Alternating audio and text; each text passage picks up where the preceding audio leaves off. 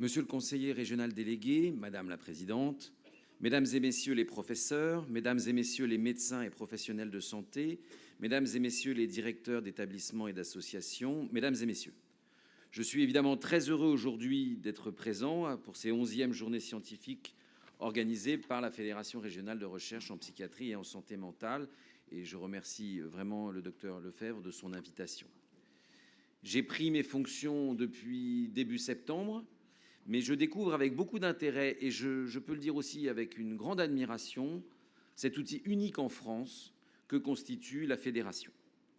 Cet outil fondé il y a donc plus de 10 ans, puisque nous sommes à 11e épisode, contribue en effet à dynamiser la région dans le domaine de la santé mentale à travers ses missions d'information, de recherche et de partage des pratiques. C'est un outil plus que précieux et nous avons aujourd'hui ici un modèle que de nombreuses régions nous envient. Je le dis aussi, un des grands plaisirs que j'ai d'être aujourd'hui ici, c'est que de nombreuses collaborations existent entre la fédération et l'agence régionale de santé. Je pense notamment à l'appui méthodologique apporté par la fédération dans l'élaboration des diagnostics partagés pour chacun des territoires de démocratie sanitaire de la région. Ces travaux ont permis de lancer l'élaboration des projets territoriaux de santé mentale.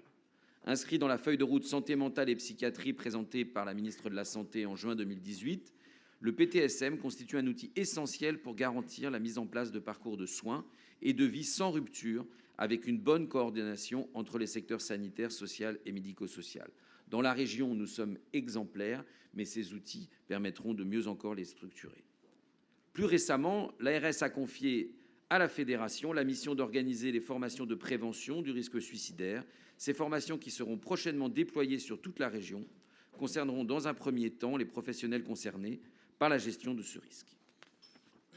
Je l'évoquais à l'instant, la ministre a présenté en juin 2018 une feuille de route sur la psychiatrie et la santé mentale qui s'inscrit dans le cadre de la stratégie nationale de santé. Elle vise un objectif majeur: changer le regard sur la santé mentale, la maladie mentale, les troubles psychiques et les personnes concernées par ces problématiques de santé mentale.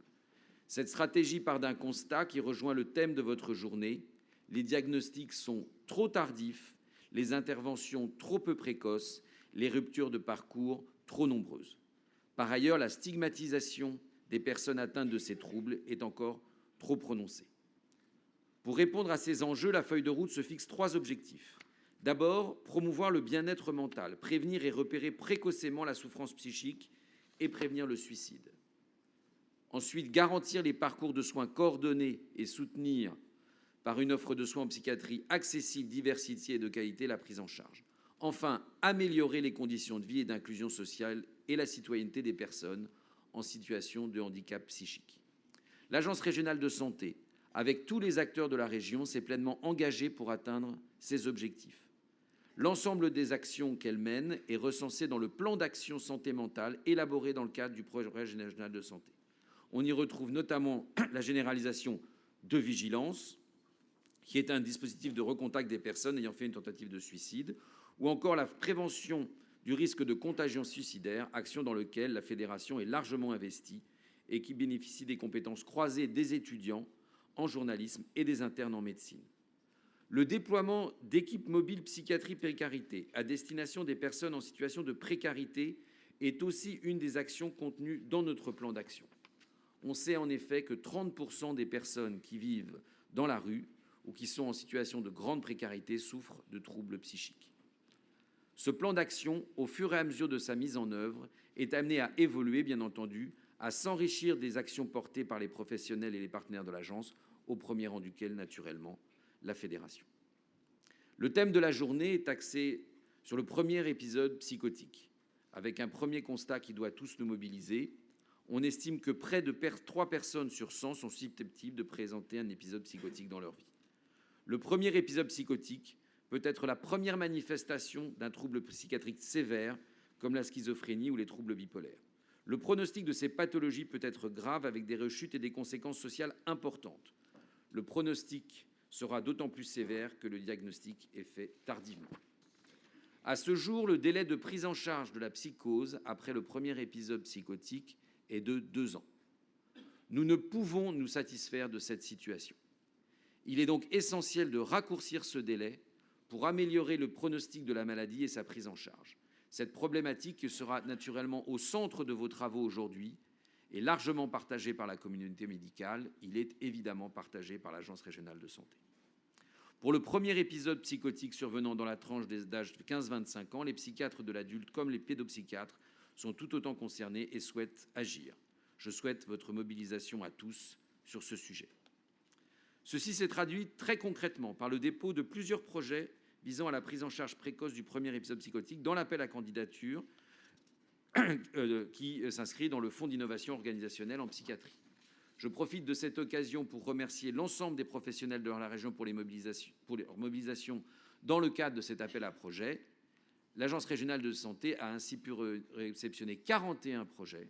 C'est le signe de la créativité et le dynamisme de notre région. Bien sûr, tous ne pourront pas être financés cette année dans le cadre de financements prévus par le ministère de la Santé. Néanmoins, je précise immédiatement que le ministère envisage de reconduire le fonds d'innovation. Ainsi, les projets qui n'auront pas été retenus pourront éventuellement redéposer l'an prochain ou l'année suivante. Monsieur Temprement a évoqué la question des CPTS. Je vais évoquer en un point la question de la structuration du territoire. Dans la région, c'est un cas exceptionnel de structuration sur la santé mentale que nous connaissons. Mais je crois que nous pouvons encore faire mieux.